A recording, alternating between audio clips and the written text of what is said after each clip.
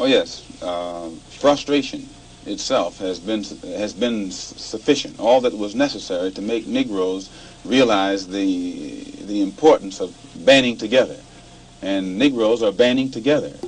Malcolm was saying what our ancestors said, those ancestors who burned down the crops, who ran away with Nat Turner. Just doing for self and self-determination, that's what he taught us, and we can use that today, in present day, with dealing with the whole Black Lives Matter movement. He was, you know, he was like a superhero in his life.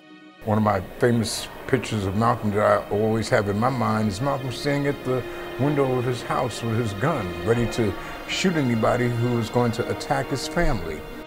This is a man who my children know. I take my children. One day of school that I allow them to take off is on his birthday to go up to upstate New York. He was a true brother, and like Ozzy said it better than any of us, he was truly our black shining prince. It's possible. He made me know it's possible to do what you will if you can discipline yourself.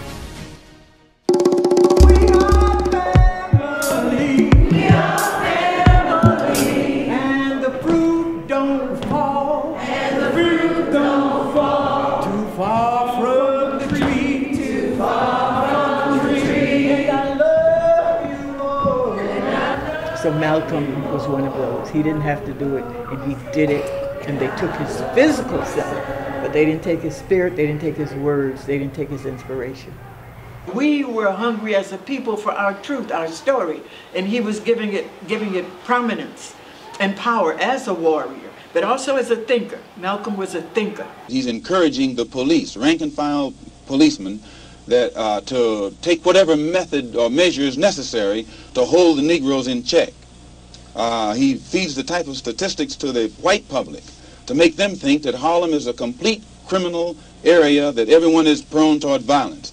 This gives the police the impression that they can then go and brutalize the Negroes or suppress the Negroes or even frighten the Negroes. Whenever something happens, 20 police cars converge on one area.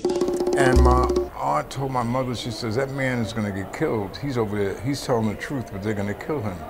And I could not understand for the life of me why he would get killed for telling the truth when I was going to get beat if I did not tell the truth.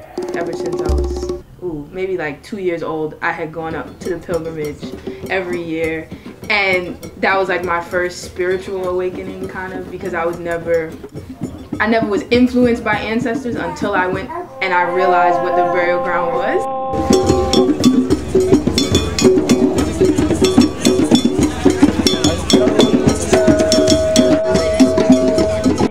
Half of Muslim Mosque Incorporated and the Organization of African American Unity, I welcome you all. I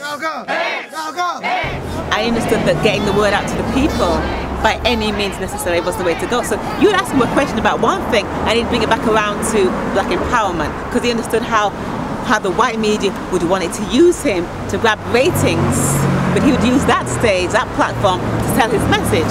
So it didn't matter what they thought about him, what they wanted to get out of him, he was going to tell you the message that he wanted to give the people. And one of my students, it was after he graduated high school, he called me and said, Miss, I finally read the book and I can't put it down. Malcolm X, the autobiography of Malcolm X. He said, it feels like this book was written now. It feels like he's speaking to us right now, the things that he's talking about in the book. So 50 years later, Malcolm is still relevant, not just to me and to other people who know him or know of him, but he's relevant to the people who are just even finding out about him. This is what it's come to in America. See the fucking pigs to bury you, blah, and declare it a crime area, all because you started the hysteria. Malcolm empowered us. Malcolm told us that if we stand together, then this can happen. You know, he said, you know, we're going to stand out in front of this courthouse and we're going to snatch these brothers up out of this jail because they ain't supposed to be in here. I'm pretty sure a lot of them people, I mean, that, you know, that's not myth. That actually happened. And so I'm pretty sure a lot of people were like, wow, I didn't know if we did that. We could actually pull that off. His words and his actions and his personal growth are something that many of us have tried to emulate in many ways, and we've tried to use it as a platform or as a blueprint to grow into our manhood, and I'm one of those people. You might erase, accomplish what you will, accomplish what you will.